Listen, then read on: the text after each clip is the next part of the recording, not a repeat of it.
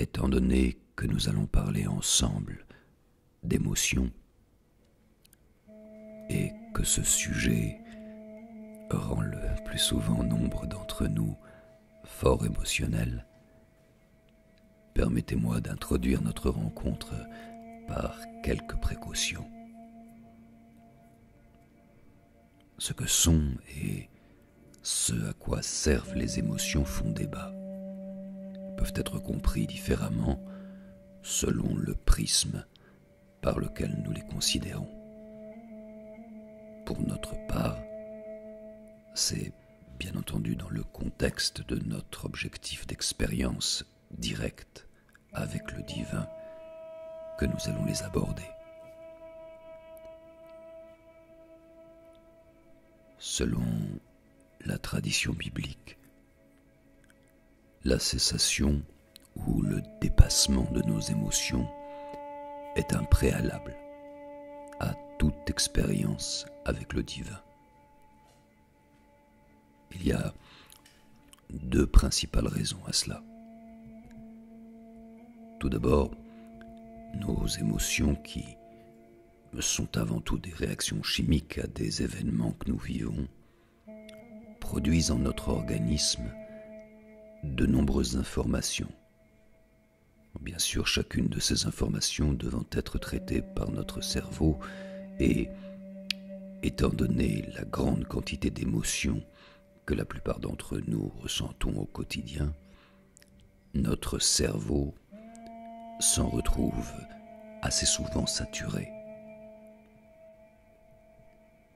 Ainsi, le premier objectif de notre chemin vers le divin, à savoir l'accès au silence intérieur, se voit pour le moins empêché.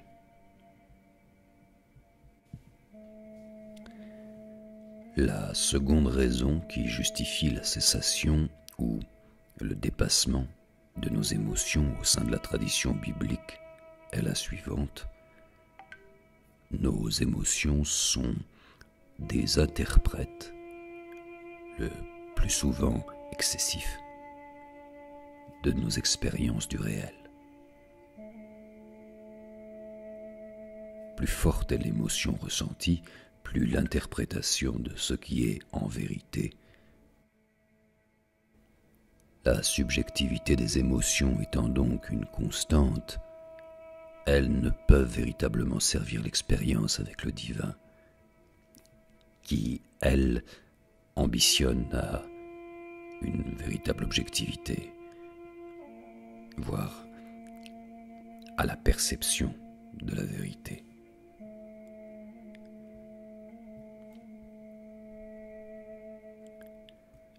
Pour éviter tout malentendu, permettez-moi de préciser que la cessation ou le dépassement de nos émotions n'entraîne en aucun cas une insensibilité de l'être.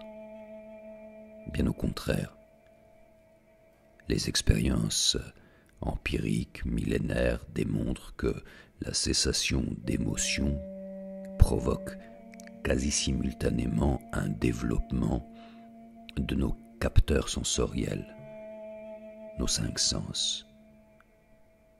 À travers eux, nos capacités à percevoir, à ressentir et à appréhender le monde en vérité est alors décuplée.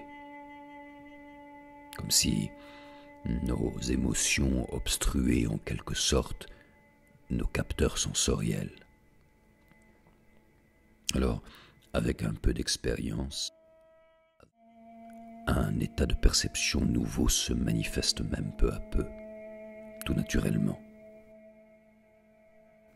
Les mystiques connaissent fort bien cet état, l'absence d'émotions strictement humaines et le développement sensoriel qu'elles engendrent laisse place à un état de gratitude et d'amour spirituel constant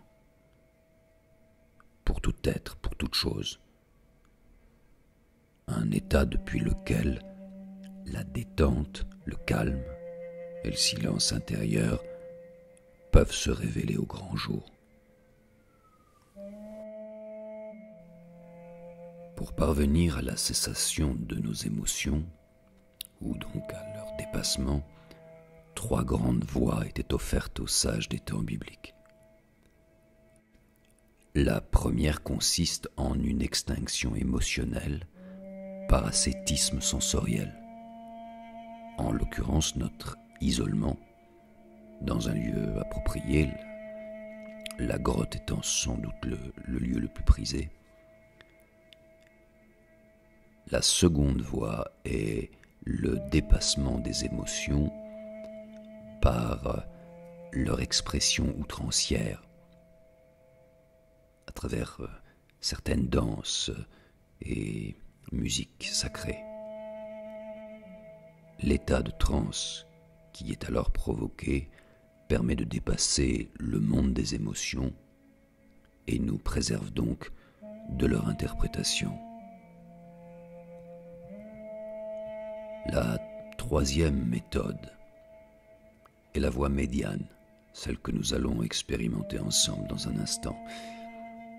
Il s'agit de la transformation de nos émotions en champ de paix. Apprendre tout d'abord à les identifier, à les observer, à les accepter, puis enfin à les transformer.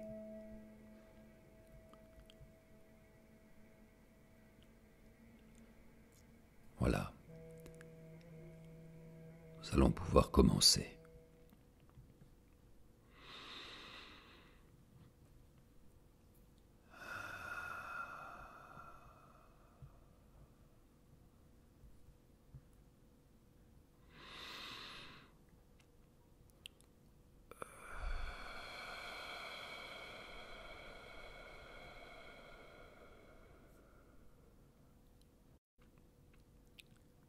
Le ventre est le siège des émotions.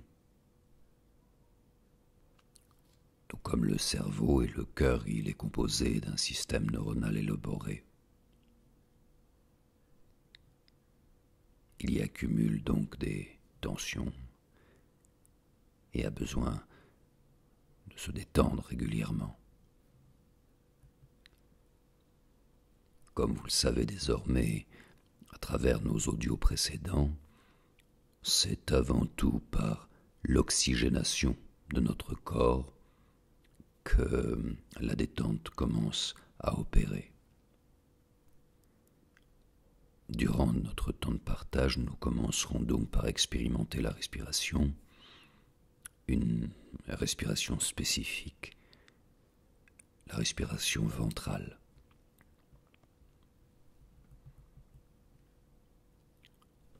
Si vous n'avez pas l'habitude de ce type de respiration, la position allongée est la plus appropriée. Pour les autres, déjà expérimentés, il vous suffit de vous asseoir confortablement. Dans les 2 cas, vous pouvez vous aider à ressentir le mouvement de votre ventre en y imposant vos mains tout au long de la méditation.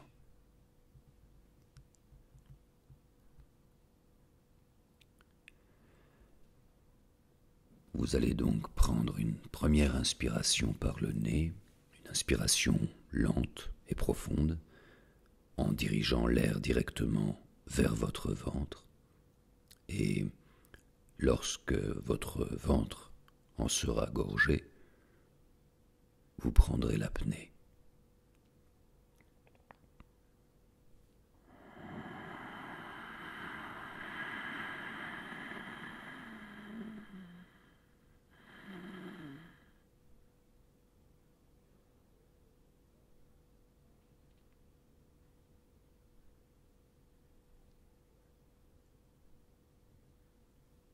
Et expirez.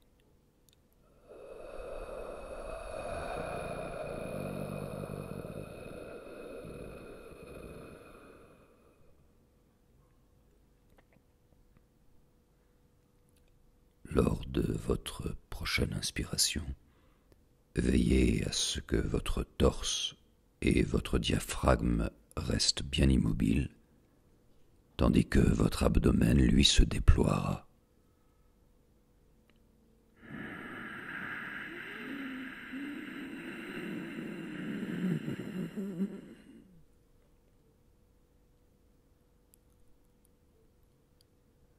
Ressentez l'air invite d'ores et déjà la détente en votre ventre.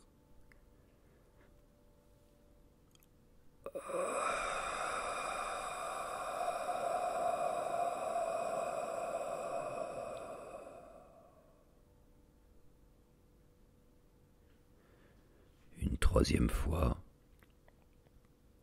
vous allez essayer de dilater encore plus avant votre ceinture abdominale afin d'offrir de plus en plus de place et de détente aux organes qu'elle contient.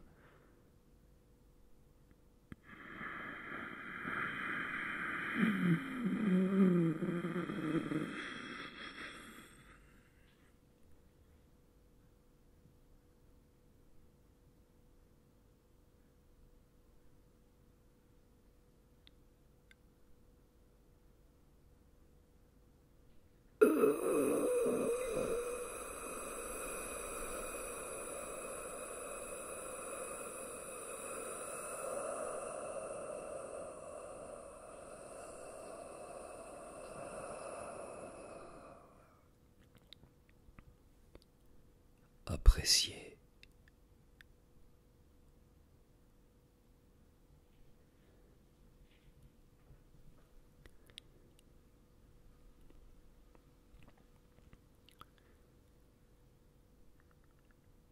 Et poursuivons en donnant une attention particulière à vos intestins.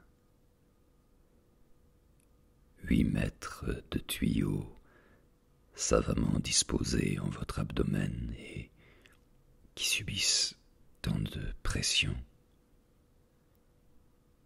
Pression de l'intérieur par la digestion incessante qui s'y produit, pression extérieure par ces tissus neuronaux qui les compressent d'émotions. Vous allez donc offrir à vos intestins un instant de répit. Respirez.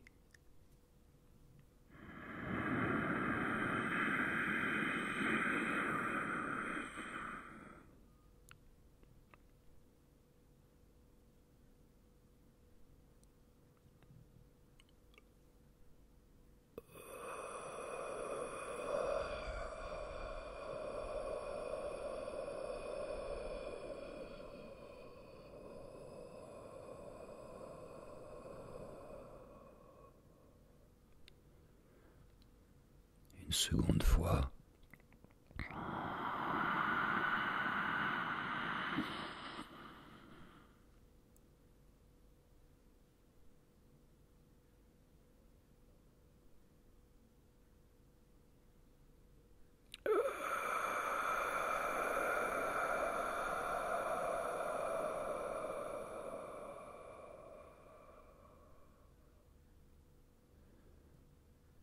Déjà vos intestins perçoivent tout au moins votre intention de paix.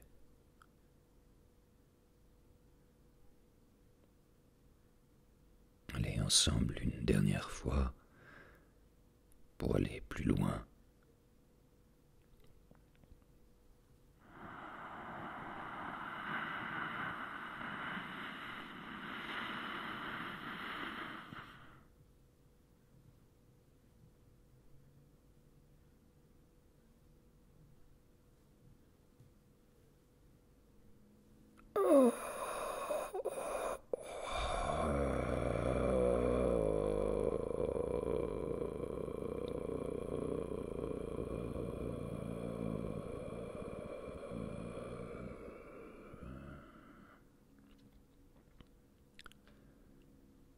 Seul, à votre rythme, poursuivez encore un instant.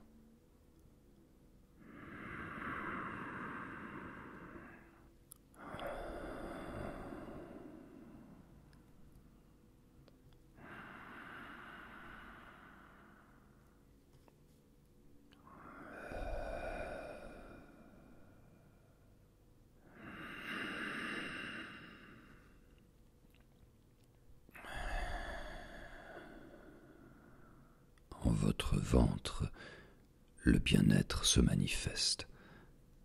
Assurément. Appréciez.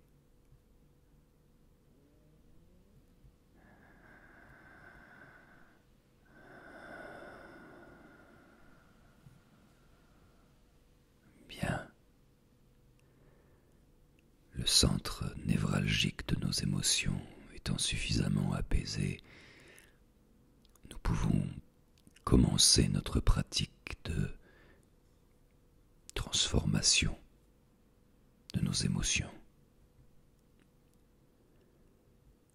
Pour ce faire, vous allez demander à votre esprit de vous remémorer une émotion vécue, de préférence une émotion que nous qualifions communément de négative, nervosité, anxiété, colère, jalousie, etc. Bien entendu, lorsque l'émotion réapparaîtra, ne la faites pas se développer en vous au point d'en souffrir. Non. Faites-la revenir juste pour vous la rappeler et ainsi pouvoir pratiquer notre exercice méditatif.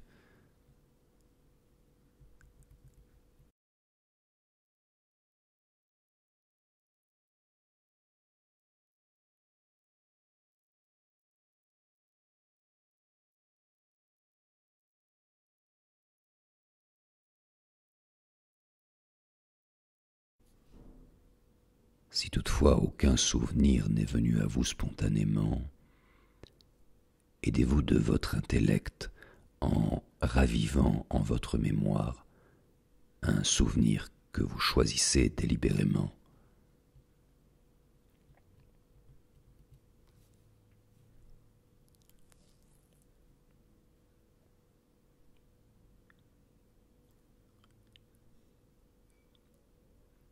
Bien. Ressentez à présent ce que cette émotion produit en vous. Que vous la ressentiez à peine ou de manière plus prononcée, donnez-lui du temps pour la rencontrer.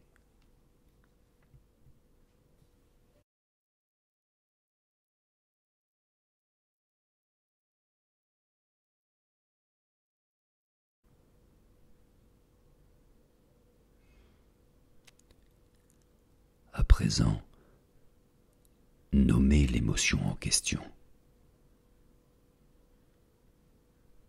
Nervosité, anxiété, colère, jalousie ou toute autre émotion, donnez-lui le qualificatif le plus approprié.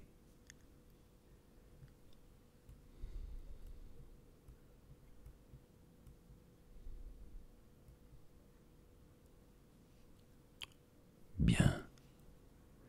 À présent, définissez l'émotion le mieux que vous pouvez. Est-elle située à un endroit du corps en particulier ?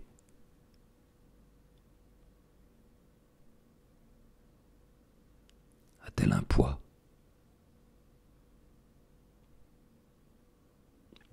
Quelle est sa densité ?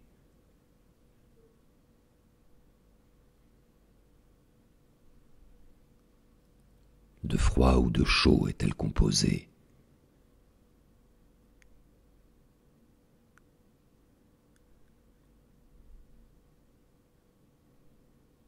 Une couleur en particulier ?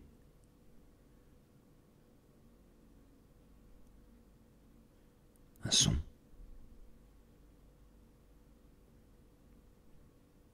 Une odeur peut-être même ?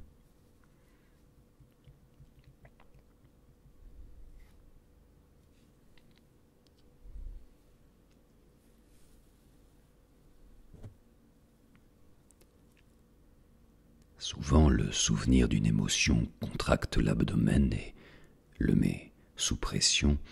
Alors, offre-lui donc de quoi se relâcher un peu. Inspirez profondément.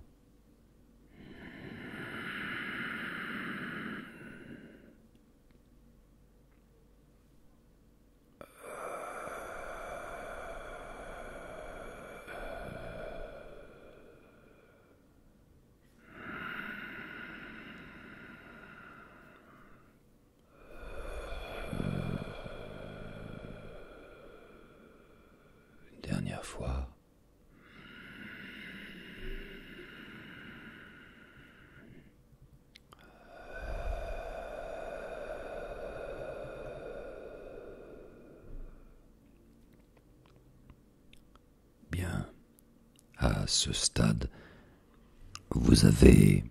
On va reprendre.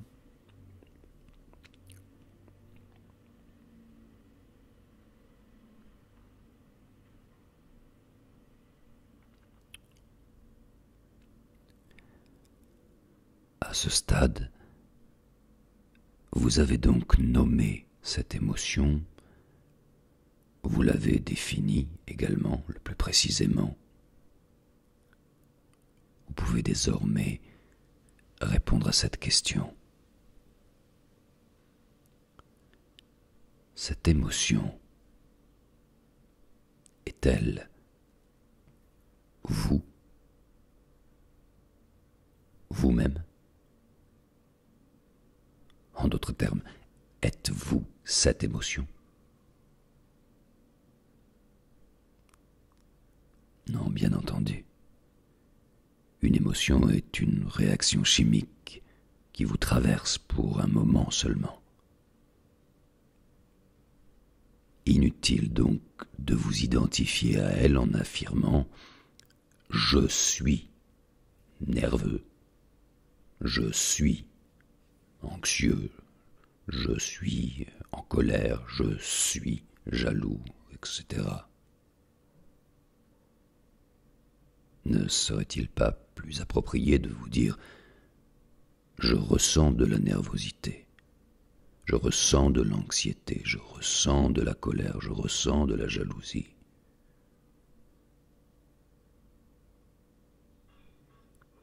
Alors, si vous voulez bien, expérimentons la clarification de ce qu'est cette émotion en renommant mentalement la manière dont vous l'appréhendez désormais. Par exemple, pour la colère, je ne suis pas la colère, je ressens de la colère. Je ne suis pas la colère. Je ressens de la colère. Je ne suis pas la colère. Je ressens de la colère. Voilà, prenez un instant pour pratiquer cette répétition mentale quelquefois.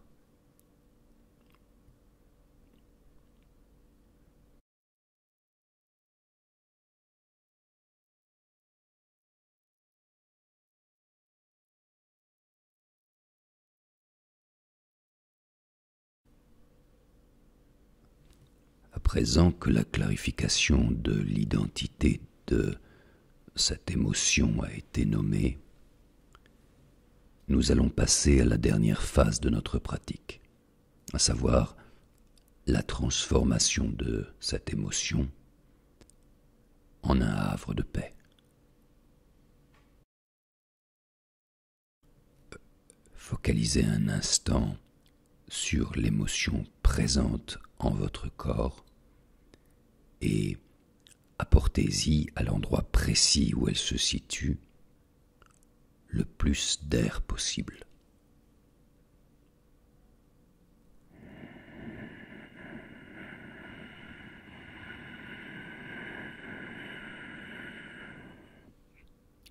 Prenez l'apnée.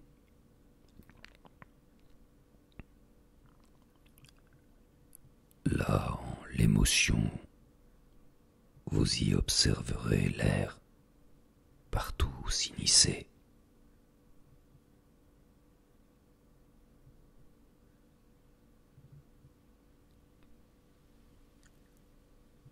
Expirez.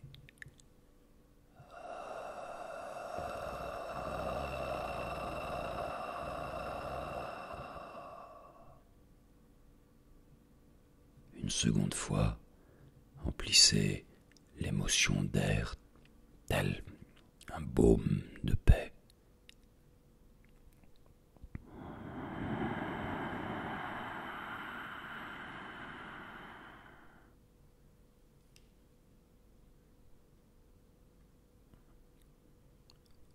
Observez comme l'émotion s'abreuve de cet élixir salvateur.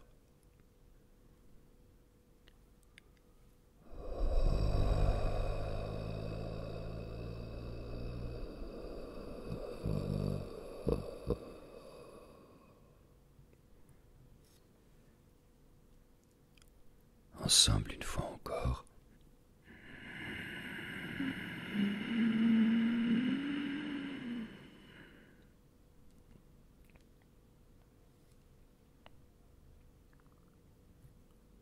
Expirez.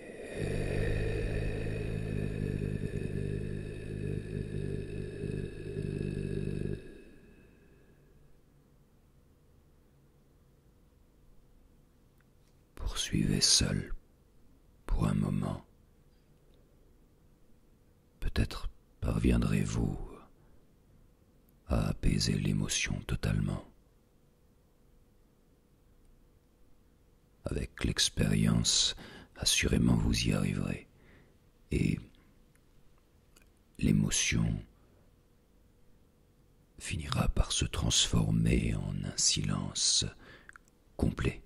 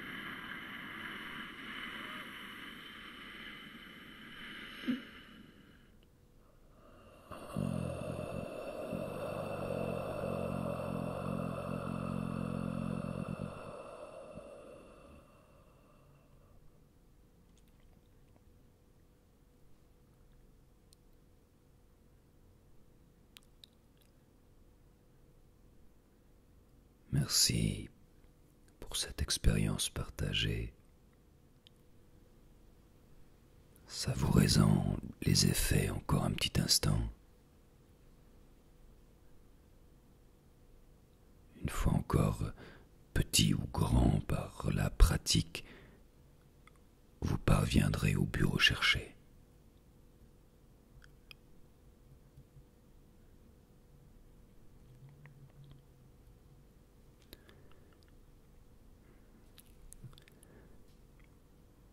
Avec votre permission, je souhaiterais finir notre rencontre avec le partage d'un petit conseil pratique pour que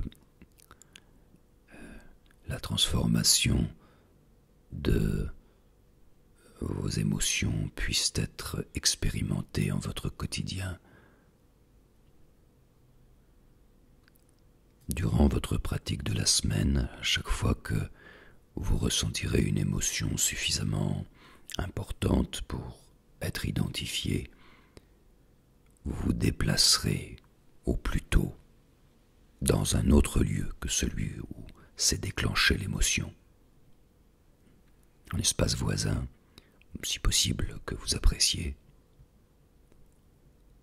Là, sans attendre, vous respirez profondément en focalisant sur la sensation de l'air qui entre en vous. Par 3 fois, vous inspirerez par le nez, expirerez par la bouche. Dès l'instant où la détente commencera à opérer, vous reproduirez étape par étape ce que nous venons d'expérimenter. Nommez l'émotion, décrivez-la, reconnaissez-la pour ce qu'elle est, puis, par le souffle, transformez-la en un champ de paix.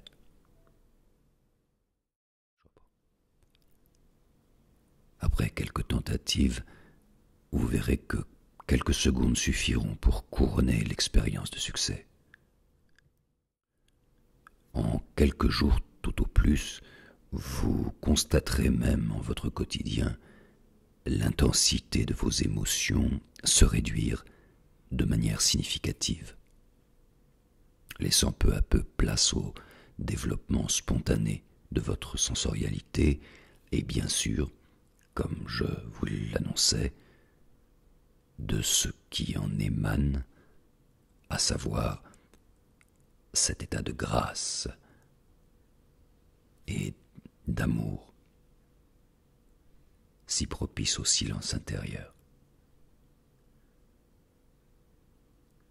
Voilà donc la pratique de la semaine à reproduire sans modération. Merci et à la semaine prochaine.